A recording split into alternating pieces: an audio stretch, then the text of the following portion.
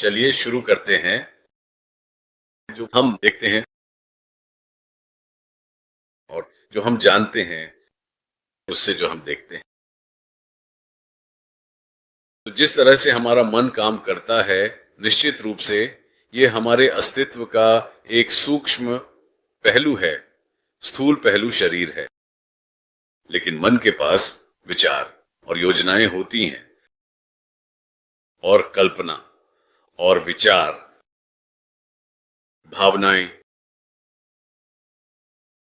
और इसका बहुत कुछ आधारित होता है उस जानकारी पर जो मन प्राप्त करता है मस्तिष्क से।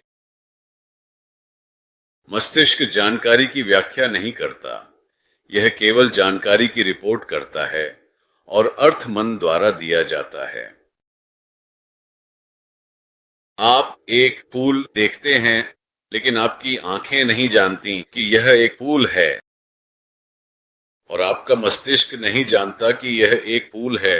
यह केवल दृश्य इनपुट प्राप्त करता है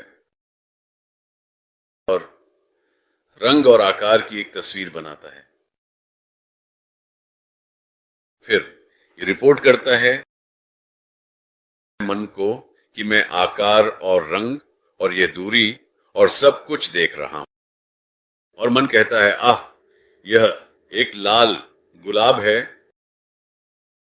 और मैंने लाल गुलाब देखा है और मुझे इसकी खुशबू पसंद है, और यह प्रियजनों के लिए एक अच्छा उपहार है, और यह उगता है जमीन पर। इसका एक फूल का पौधा होता है। स्मृति और अन्य जानकारी से सभी अन्य विवरण। इस प्रकार मन व्याख्या करता है और अर्थ देता है। अब मस्तिष्क 5 इंद्रियों पर निर्भर करता है। साथ में इसे संवेदी अनुभूति कहा जाता है।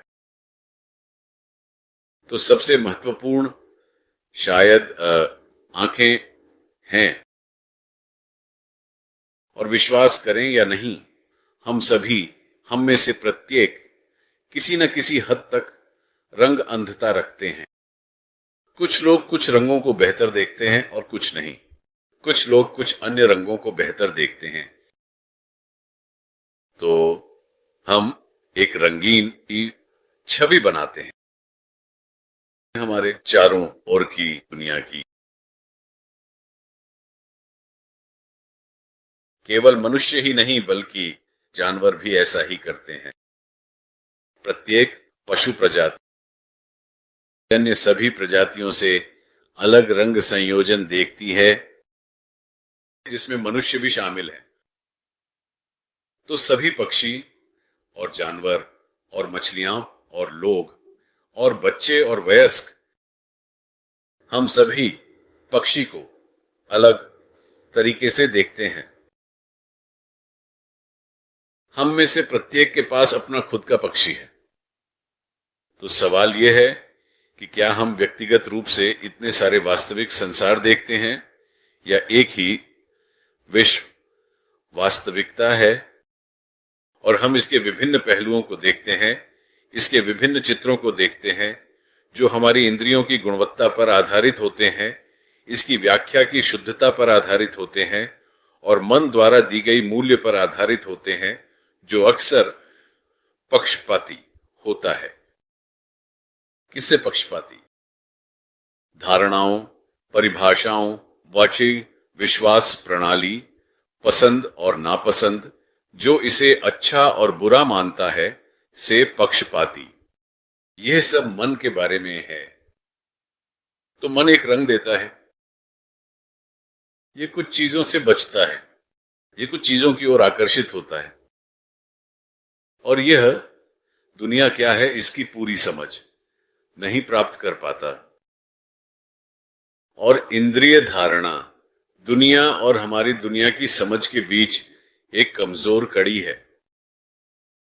तो निश्चित रूप से यह अच्छा है कि हमारे पास अच्छी इंद्रियां, दृष्टि, सुनने की क्षमता, स्वाद, गंध, स्पर्श, यह एक अच्छा प्रारंभिक बिंदु है। जब हम उदास या निराश होते हैं तो सब कुछ नकारात्मक लगता है। तो ये सभी सीमाएं हैं। तो केवल एक खाली, आरामदायक, शांत मन अधिक सटीक व्याख्या देने में सक्षम होता है। यह मस्तिष्क से प्राप्त करता है और मस्तिष्क इंद्रियों से प्राप्त करता है।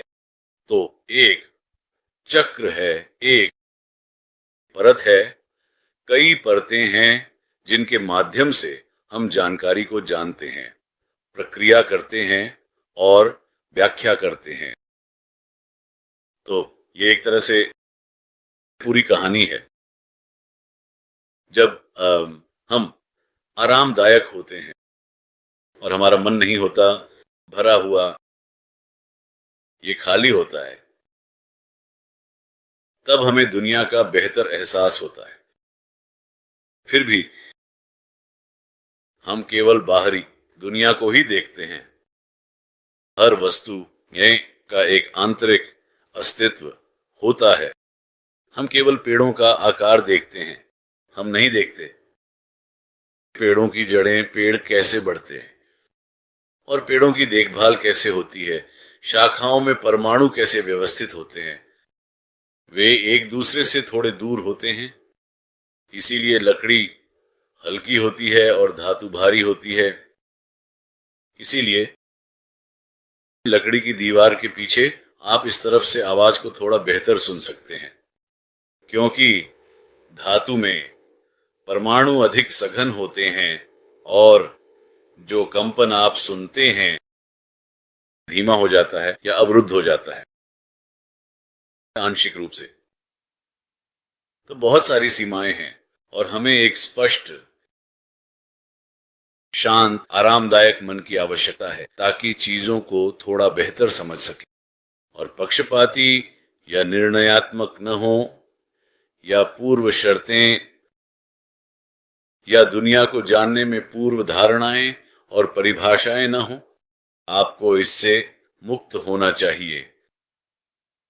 तो इसे थोड़ा मजेदार तरीके से प्रदर्शित करने के लिए मेरे पास कुछ रंगीन चश्मे हैं और उन सीमाओं में से प्रत्येक एक रंगीन चश्मे की तरह है जिसके माध्यम से आप दुनिया को देखते हैं।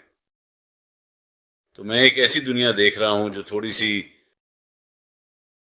लालिमा लिए हुए है, और अगर मैं ये चश्मा हमेशा पहनता हूं तो क्या होता है, तब मैं कल्पना करूंगा कि मैं मान लूंगा कि दुनिया लाल रंग की है। और एक दिन अगर मैंने अचानक चश्मा हटा दिया, हे भगवान, ये एक अलग दुनिया है। कौन सी असली है, चश्मे के साथ या बिना चश्मे के? इसी तरह अगर मैं कोई दूसरा पहनता हूं, रंग का चश्मा पहनता हूं, तो मेरी दुनिया की दृष्टि अब पूरी तरह से बदल जाती है। कल्पना कीजिए कि ऐसा चश्मा पहनना जन्म से आपके पूरे जीवन में, ये आपके प्रभाव का है, पूर्व निर्धारित मन की पूर्वाग्रहों का, मानसिक पीड़ा, मानसिक विचलन और अशांति और भावनाओं का प्रभाव।